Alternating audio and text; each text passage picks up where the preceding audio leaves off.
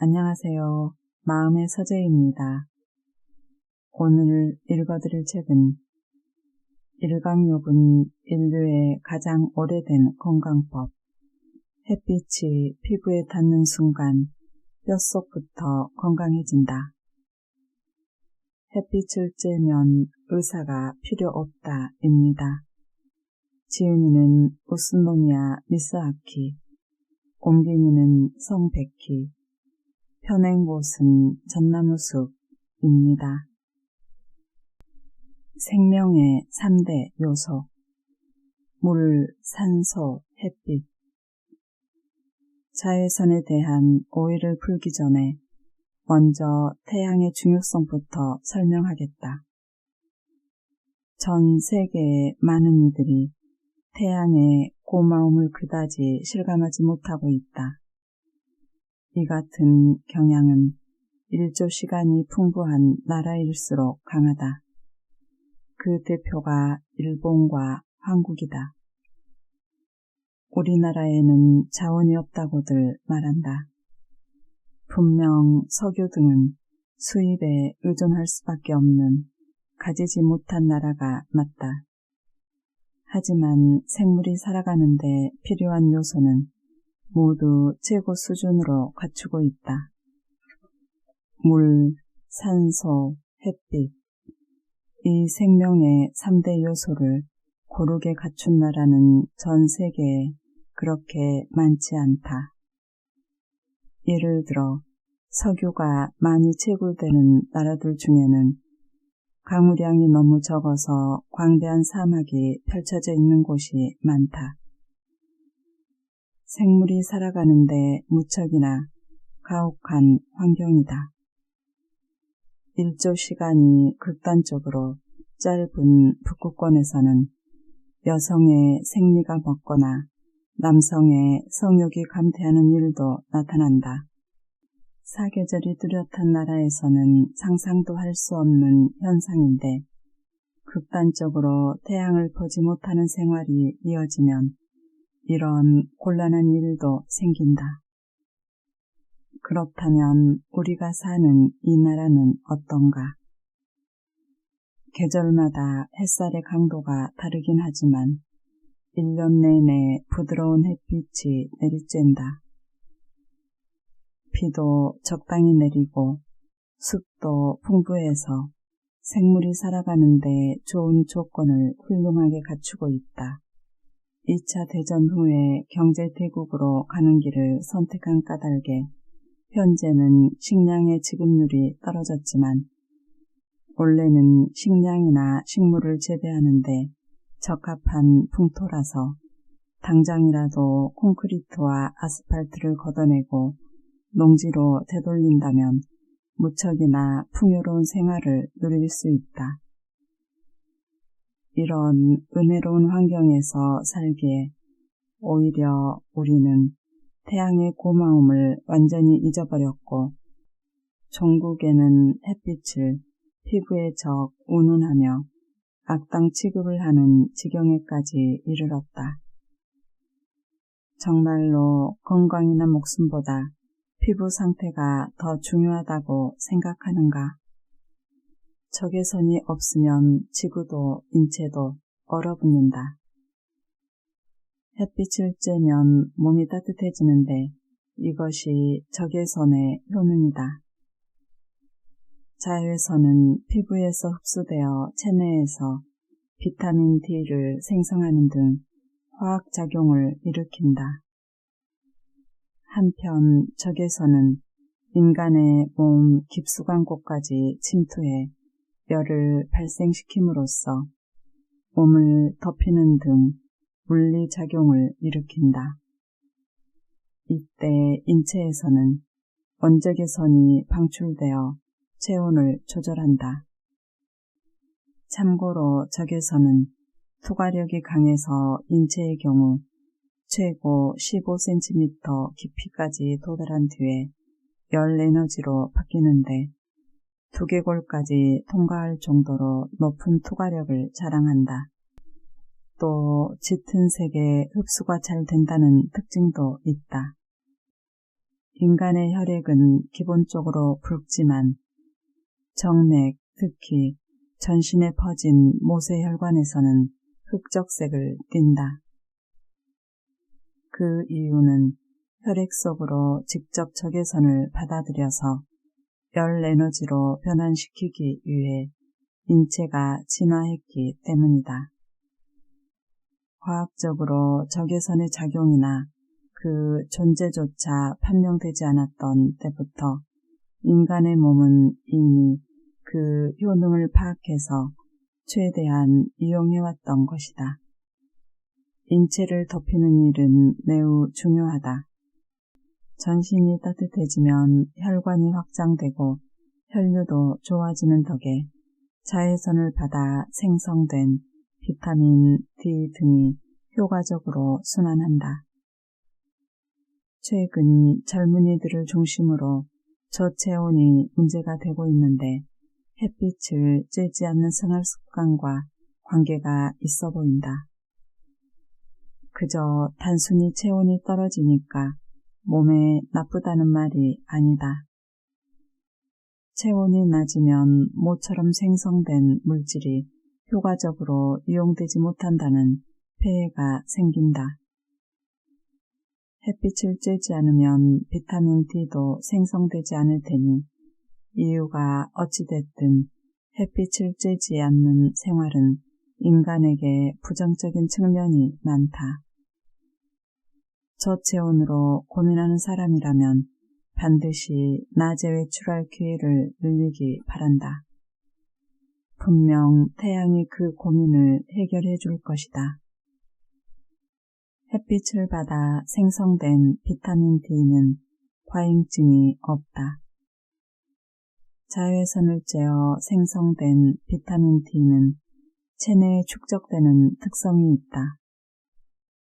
수용성인 비타민 B와 비타민 C가 몸속에 흡수되고 남으면 체액 중에 용해되어 소변과 함께 배출되는 것과는 반대다.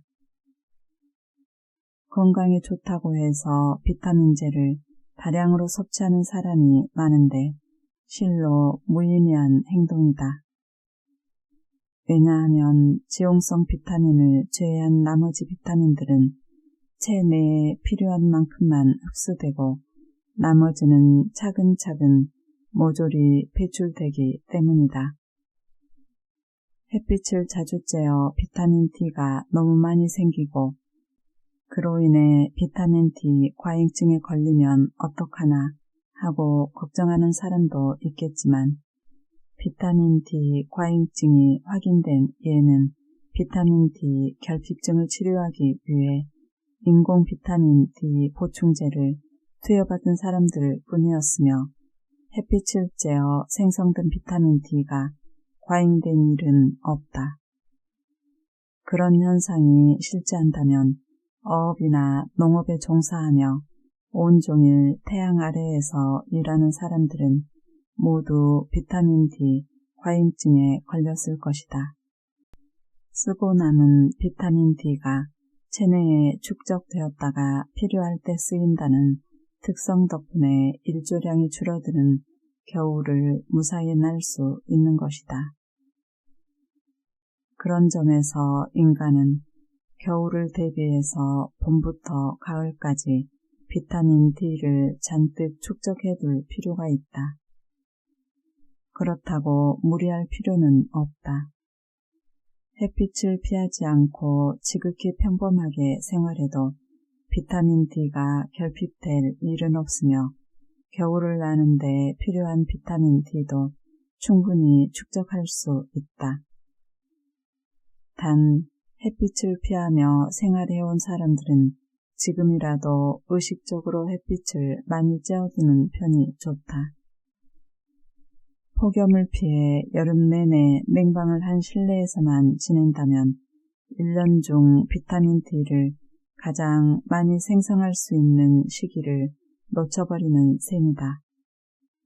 이제라도 햇빛을 받아들여 체내에 비타민 D가 동나는 상황만은 피하자. 수면 장애를 해소하는 가장 좋은 방법.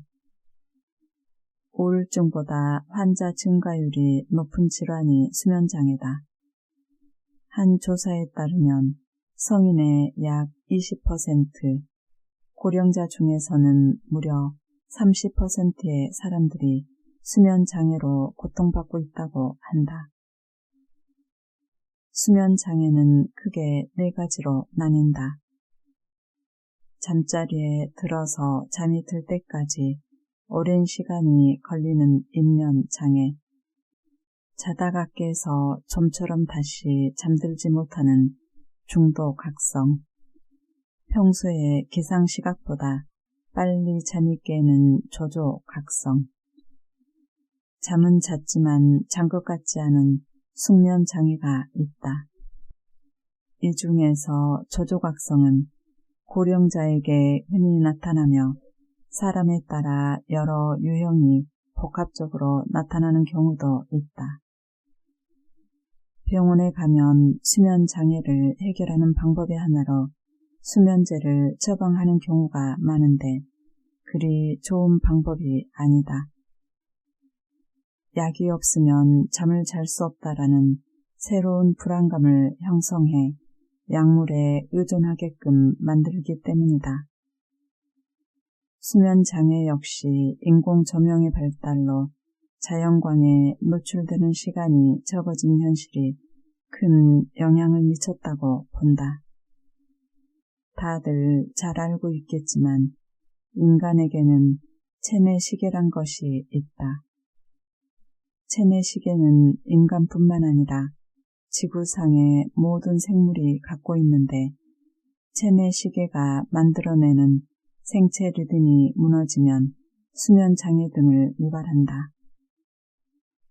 그러므로 아침 햇빛을 받아 깨어나는 생활을 함으로써 체내시계를 원래 상태로 되돌리는 것이 수면장애를 해결하는 가장 안전한 방법이다.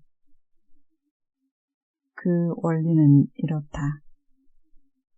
아침에 햇빛이 눈으로 들어오면 그 에너지의 일부가 체내시계 중추인 시상하부의 식교차 상액을 거쳐 척수에 도달하고 여기서 다시 상경신경절을 경유해서 송과체로 전달돼 멜라토닌의 분비를 억제한다. 그러면 생체 리듬의 각성 스위치가 켜지면서 체온과 혈압, 심박, 소변량, 호르몬, 효소, 식욕, 자율신경계 같은 생명현상의 리듬이 낮 동안의 활동에 적합한 상태로 바뀐다.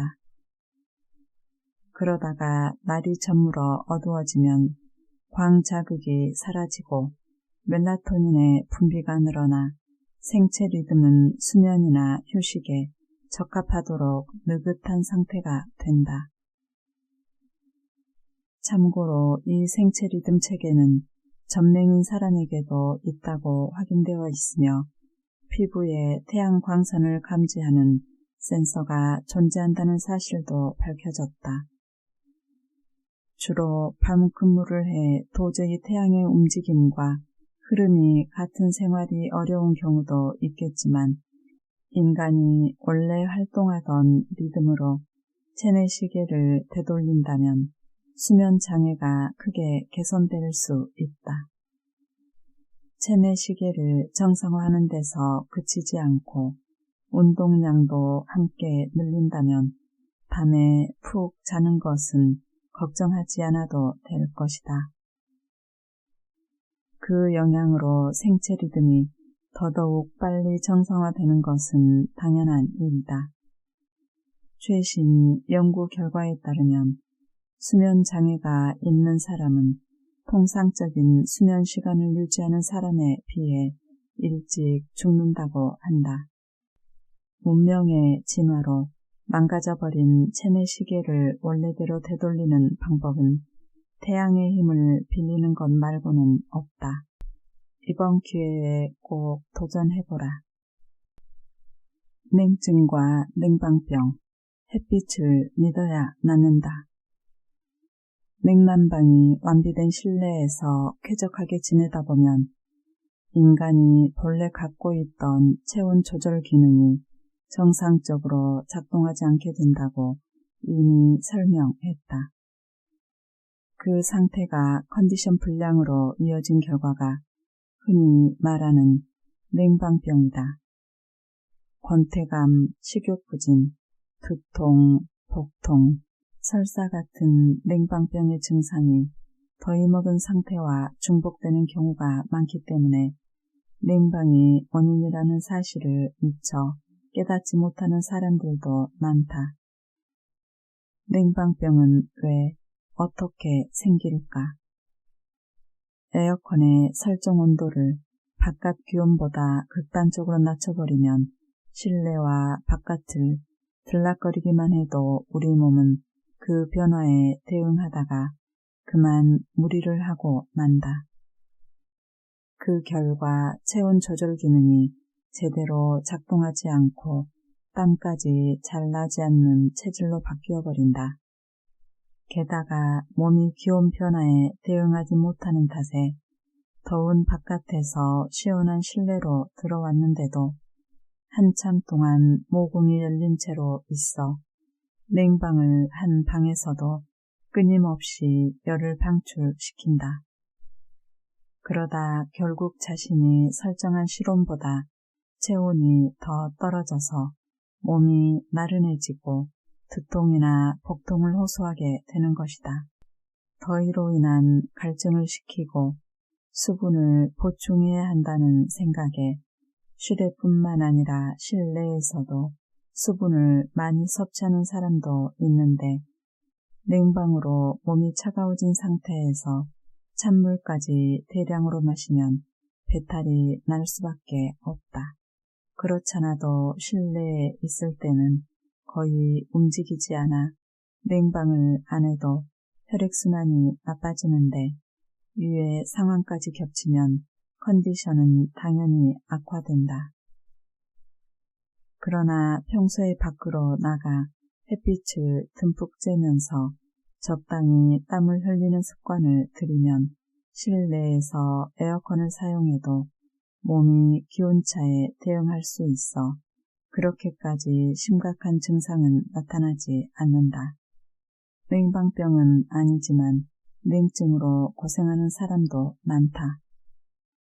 냉증은 자율신경 기능의 혼란으로 혈액순환이 나빠지고 손발, 말단의 모세혈관이 수축한 상태에서 다시 확장되지 않아 생긴다. 즉, 말단까지 혈액이 충분히 돌지 않는 상태다. 냉증을 예방하고 치유하는 가장 효과적인 방법 역시 일광욕이다. 지속적인 일광욕으로 혈류가 개선되면 냉증에 동반되는 요통이나 어깨 결림, 거친 피부 같은 증상도 함께 완화된다. 최근 몇 년간 젊은 여성 중에 체온이 평균보다 낮은 사람이 급속히 늘었다고 한다. 이런 사람들은 지나친 실내 냉방으로 체온 조절 기능이 나빠진 데다 일광욕 부족으로 자율신경과 내분비 기능까지 저하됐을 것으로 우려된다. 혈류나 호르몬 균형이 악화되면서 여름에도 발끝이 차갑고 극도의 냉증뿐만 아니라 월경 이상 불임, 자궁 근종, 자궁 내막증 같은 부인과 질환도 생긴다. 우리가 냉난방 기구를 조절하듯 보이지만 실제로는 그 기구들 때문에 인체 고유의 기능을 잃어가고 있다. 인간은 태양을 조절하지 못하지만 태양은 인간이 본래 지닌 기능을 이끌어내서 건강을 증진시켜준다. 그런 관계가 이미 몇천 년이나 계속됐듯이 기계에 의지하기보다는 햇빛을 믿는 것이 몸에는 절대적으로 좋다. 대사증후군을 치유하려면 낮에 움직여라. 현대병 중에서 많은 이들에게 가장 절실한 문제로 떠오른 질병은 뭐니 해도 대사증후군이 아닐까. 대사증후군은 비만, 고지혈증, 당뇨병 같은 생활습관병을 가리키는 총칭인데 이 질병들은 심근경색이나 뇌경색에 걸릴 위험을 높이기 때문에 항상 신경을 써야 한다. 일본에서는 최근 건강진단에서 대사증후군 진단을 내리게끔 제도가 바뀌면서 많은 사람들이 대사증후군 환자 혹은 대사증후군 예비군 진단을 받은 것으로 알고 있다. 대사증후군 진단을 받은 사람들은 의사한테 생활 개선 지도를 받는다. 음주나 흡연을 하는 사람, 폭음 혹은 폭식 경향이 있는 사람은 식생활 개선을 주의받는데 이때 항상 듣는 말이 있다. 내일 조금이라도 좋으니 운동을 하십시오. 주말에 몰아서 하지 말고 날마다의 습관이 되도록 노력하십시오. 여기서 말하는 운동이란 누구나 가볍게 시작할 수 있는 걷기, 조깅, 자전거 타기 등이다. 그런데 직장인들은 낮 시간을 운동에 할애할 수 없으니 주로 출근 전이나 퇴근 후에 땀을 흘리곤 한다. 물론 아무것도 하지 않는 것보다는 조금이라도 운동을 하는 편이 낫다. 확실하게 열량을 소비함으로써 건강을 유지하는 데 도움이 되니까. 다만 기왕할 바에는 햇빛이 있는 시간대에 하는 것이 훨씬 효과적이다. 매일 햇빛을 10분씩 쬐면 운동을 하지 않아도 근력이 쇠퇴하지 않는다는 연구 결과가 있다. 야외에서 육체 노동을 하는 사람 중 비만 체형이 드문 이유도 가혹한 노동을 해서만이 아니라 이런 요인이 작용하기 때문이다. 이와 관련된 연구는 꽤 오래전부터 있어왔다. 그 결과 야외에서 사육한 가축은 실내에서 사육한 가축보다 살이 덜 찐다고 밝혀졌다. 자외선은 갑상선 기능을 발동시키고 신진대사를 촉진함으로써 소비 열량을 늘리기 때문에 일광욕을 꾸준히 하면 체중이 줄어든다는 사실도 연구를 통해 밝혀졌다. 다시 말해 새벽이나 저녁에 하는 조깅보다는 낮에 하는 조깅이 더 효과적이라는 것이다. 또 자외선에는 지질을 분해해서 콜레스테롤이나 중성지방 수치를 내리는 효과도 있다. 게다가 일광욕으로 생성된 비타민 D는 인슐린의 분비를 촉진하기 때문에 혈당치 저하 효과까지 기대할 수 있다. 학창시절을 떠올려보자. 그때는 점심시간이 되면 재빠르게 급식이나 도시락을 먹고 앞다투어 운동장으로 달려나가 수업 시작 종이 울리기 직전까지 뛰어놀거나 운동을 했었다. 예전에 직장인들도 그랬다. 옛날 영화나 드라마를 보면 직원들이 점심 식사 후에 배구를 하며 남은 점심시간을 즐겁게 보내는 모습을 일상적 풍경으로 그리고 있다. 지금은 거의 찾아볼 수 없는 광경이다. 아직 대사증후군 같은 진단명이 없던 시절이지만 사람들은 무의식적으로 점심시간에 햇빛을 받고 땀을 흘려서 건강을 증진하고 있었다. 지금도 늦지 않았다. 식후에 산책을 겸해서 공원을 천천히 걷거나 평소 버스나 택시로 지나치던 구간을 걸어보라. 낮에 운동하는 습관은 대사증후군의 예방이나 개선으로 이어질 것이다. 한여름의 일광욕이 겨울철 인플루엔자를 막는다. 봄에는 꽃가루 알레르기, 여름에는 열중증처럼 갈수록 외출이 싫어질 일들만 계속되고 있다. 그렇다고 해서 밖에 나가는 것을 자꾸만 피하면 인체는 겨울에 있을 무서운 인플루엔자의 침략에 아무런 대책도 세우지 못하게 된다. 감기 중에서 인플루엔자는 감염력이 매우 강하고 때로는 심각한 합병증을 동반한다. 게다가 기온과 습도가 낮은 겨울 환경에서도 활발하게 활동하고 그 종류 또한 무수히 많아 피한다고 해서 피해지는 것도 아니다. 분명히 말하지만 인플루엔자가 유행할 때 인플루엔자에 걸리지 않기란 지극히 어려운 일이다. 예방주사를 맞아도 유형이 다른 인플루엔자가 나타나면 아무 소용이 없다. 인플루엔자에 대응하는 가장 좋은 방법은 평소에 몸의 면역을 강화해 두는 것이다. 그러면 인플루엔자에 걸려도 발병하지 않을 가능성이 커진다. 만에 하나 발병한다 하더라도 가볍게 지나가게 된다. 그렇다면 평소의 건강을 신경 쓰려면 무엇을 어떻게 해야 할까?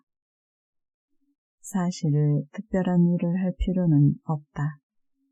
사계절을 온전히 만끽하다 보면 우리 몸은 알아서 인플루엔자 대책을 세워놓는다. 여름이 되면 많은 사람들이 바다를 찾아 해수욕을 즐긴다.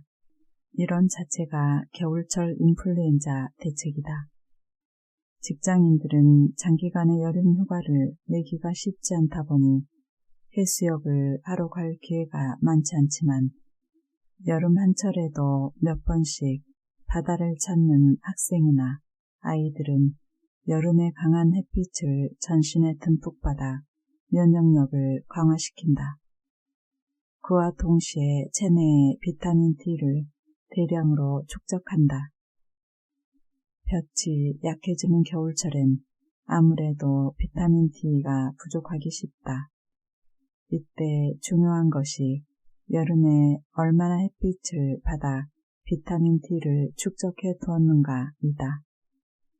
지용성인 비타민 D를 여름에 많이 만들어두면 수개월 동안 지방 조직에 비축했다가 한겨울에 인플루엔자 방어책이 되어준다.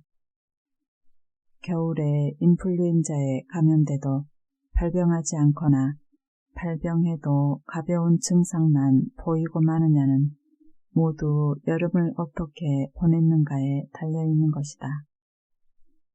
비타민 D가 발견되기 전부터도 여름에 해수욕을 하면 겨울에 감기 걸리지 않는다라는 말은 널리 알려졌었다. 그것을 증명할 만큼 과학과 의학이 발달한 시대는 아니었지만 이는 우리 조상들이 경험을 통해 터득한 귀중한 삶의 지혜인 것이다. 체온을 1도 올리면 면역력이 상승한다는 건강법이 화제인데 평소처럼 생활에서는 체온을 올리기 어렵다. 그런데 인플루엔자에 걸리면 자연스레 체온이 올라간다.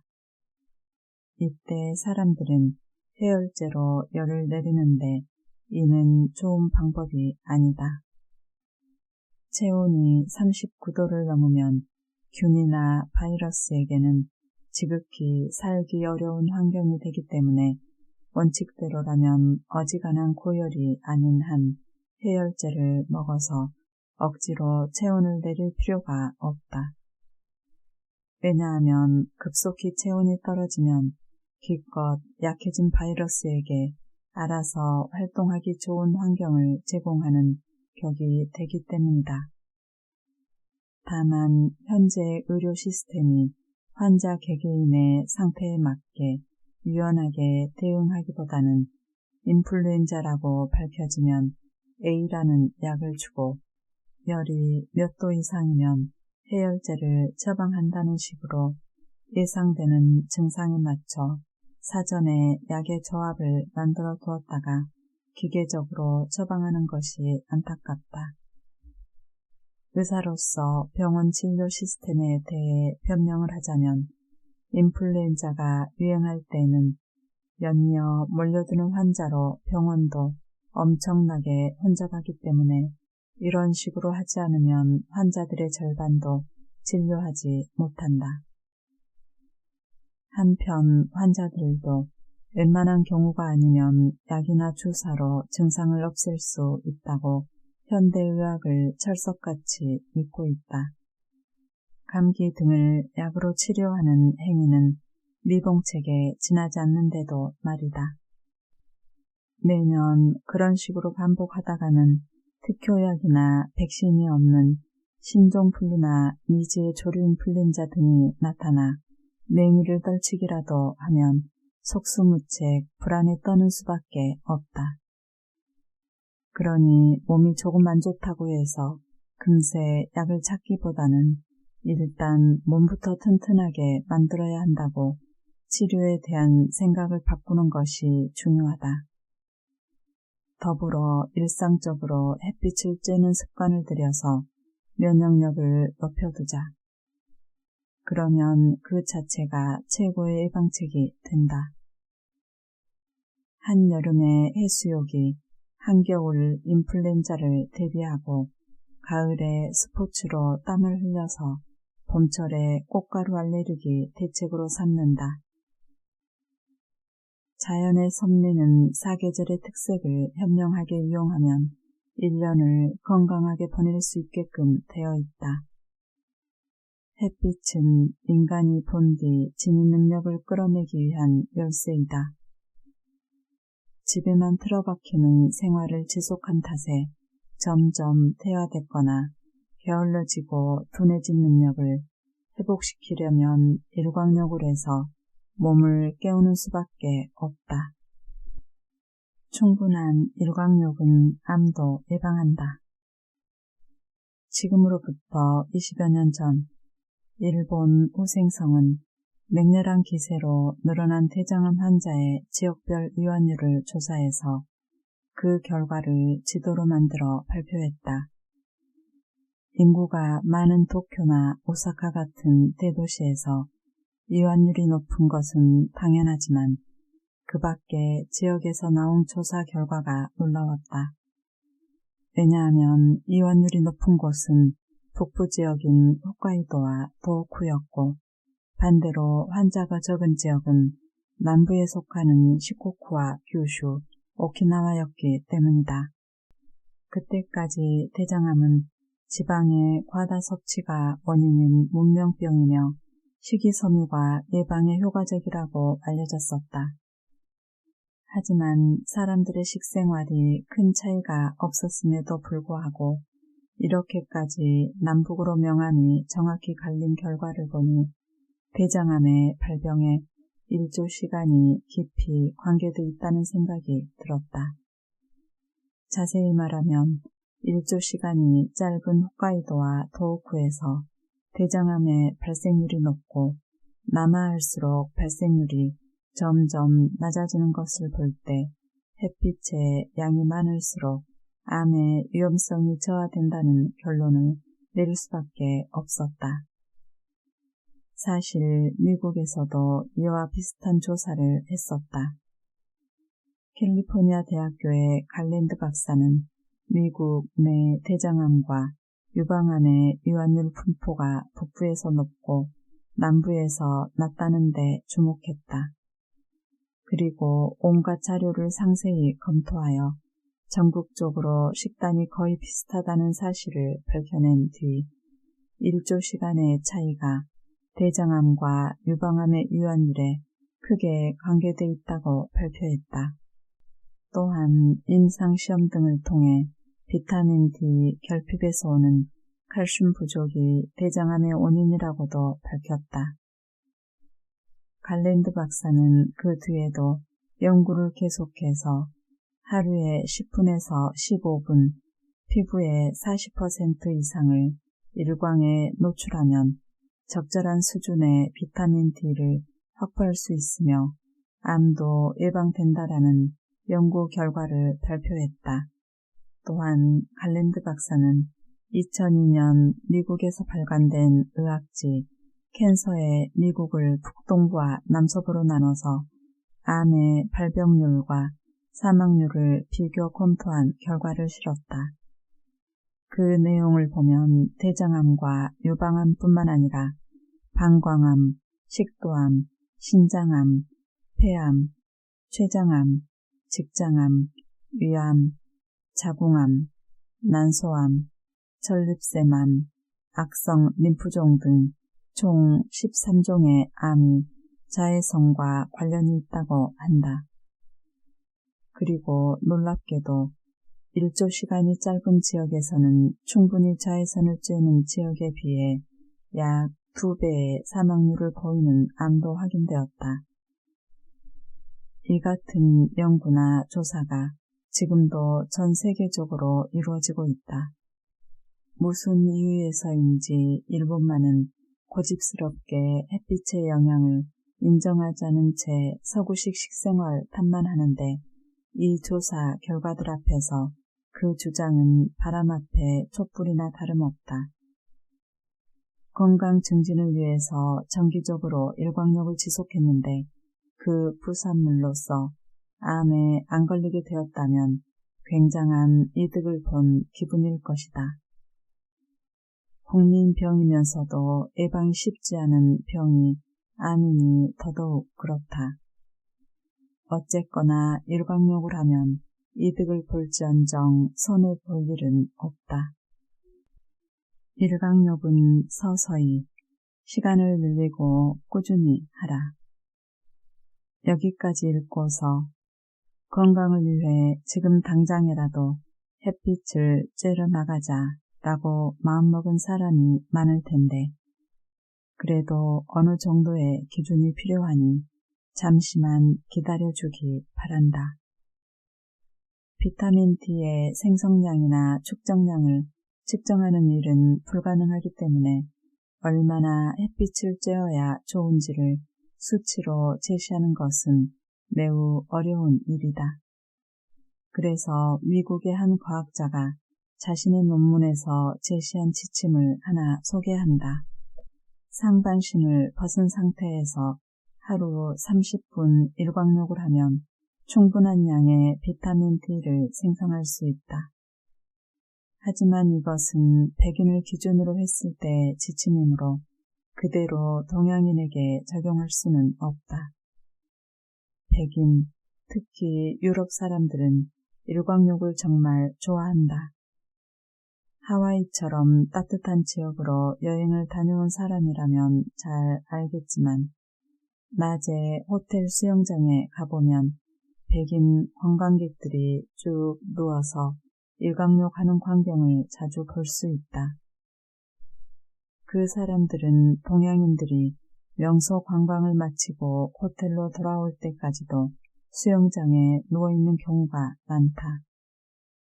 재미있는 것은 그들은 우리 동양인들을 보고 이렇게 말하며 놀란다고 한다. 햇빛이 이렇게 좋은데 저들은 왜 일광욕도 안 하고 굳이 복잡한 시내로 구경을 나갈까? 일조 시간이 적은 나라에 사는 그들은 휴가지로 남국을 골라 어떻게 해서든 태양의 은혜를 만끽하려 한다. 그러나 사계절이 뚜렷한 나라에 사는 동양인들은 평소 햇빛에 굶주릴 일이 없는 데다 근무 여건상 장기 휴가를 내기가 어렵기 때문에 짧은 휴가 일정을 관람과 쇼핑으로 꽉 채우는 경향이 있다. 애초에 가치관과 여행의 목적 자체가 다르니 어느 쪽이 옳다고는 말할 수 없지만 그 같은 습관이 있는 백인들에게 매일 30분의 일광욕은 일도 아닌 것이다. 일광욕 시간과 관련해서 자외선이 몸에 나쁘다고 주장하는 사람들은 이렇게도 말한다. 건강을 위해서 자외선을 쬐고 싶다면 3분으로 충분하다. 그럴 리가 없다. 고작 3분 동안 얼마나 많은 자외선을 흡수하고 비타민 D를 생성할 수 있겠는가? 비유하자면 넓은 욕조에 손가락 하나만 넣었다가 빼고서 목욕을 깨끗이 했다라고 말하는 격이다. 몸은 조금도 따뜻해지지 않았고 때를 씻어내지도 못하는 시간이 3분이다. 원래는 자신의 컨디션과 날씨를 고려하면서 시간을 조정하는 것이 바람직하지만 일광욕을 해본 적 없는 사람을 위해 조언을 한다면 다음과 같다. 적어도 일주일에 한 번 날씨가 좋은 날을 골라 30분 이상 실외에서 일광욕을 하면 골다공증 등 여러 질병을 예방할 수 있다. 물론 될 수 있으면 밖에 나가 활동하면서 라는 대전제가 붙는다. 또 한 달만 하고 마는 것이 아니라 일주일에 1회라고 정한 이상 매주 빠뜨리지 않고 꾸준히 실천해야 한다. 그러면 필요한 양만큼 비타민 D를 얻을 수 있고 튼튼한 몸, 병에 잘 안 걸리는 몸을 만들 수 있다. 일광욕의 적기는 4월부터 11월까지다.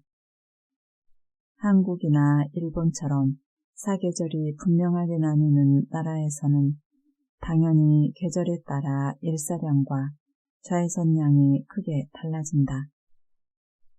말할 것도 없이 자외선량이 가장 많은 계절은 여름이다. 그렇다면 다른 계절에는 그 양이 확연히 적어질까? 사실 자외선을 강하게 느끼지 못하는 계절에도 꽤 많은 자외선이 지표에 도달한다. 4월부터 5월에 걸친 행락철이 바로 그 시기이다. 봄볕에 유혹에 이끌려 자꾸자꾸 외출하고 싶어지는 때인데 일광욕을 하면 겨우 내 야금야금 써서 부족해진 비타민 D의 체내 저장량을 다시 채울 수 있다. 인체가 자연에 대응할 수 있도록 만들어졌지만 이렇게 절묘하게 바통터치가 이루어지다니 참으로 신기하다. 게다가 달력상으로도 이 시기에는 휴일이 집중돼 있어 야외 활동을 할 기회가 많다. 겨울철에는 아무래도 자외선량이 부족한 데다 두꺼운 옷을 입어 피부 노출이 거의 없기 때문에 의식적으로 일광욕을 하지 않는 한 좀처럼 비타민 D를 생성하지 못한다. 이때 여름에서 늦가을에 걸쳐 축적해놓은 비타민 D를 조금씩 꺼내 쓰게 되는데 여름뿐만 아니라 늦가을의 자외선량도 상당히 많기 때문에 겨울을 끝까지 날 수 있는 것이다. 영국에서 실외 노동자와 실내 노동자 그리고 전혀 일광욕을 못하는 입원 환자를 대상으로 혈중 비타민 D의 수치가 어떻게 변하는지를 조사했다. 그 결과 실내 노동자는 여름 휴가 후에 최고치를 보였지만 실외 노동자는 4월 무렵부터 무려 11월께까지 비타민 D 수치가 상승했다. 이는 늦가을에도 자외선이 많이 내리쬐다는 의미이다. 그러니 여름에 실컷 햇빛을 쬐었으니 이제 됐다고 쉬지 말고 본격적으로 겨울이 올 때까지 꾸준히 일광욕을 지속하자. 그러면 겨울을 무탈하게 지낼 충분한 양의 비타민 D를 저장할 수 있다. 함께 해주셔서 감사합니다.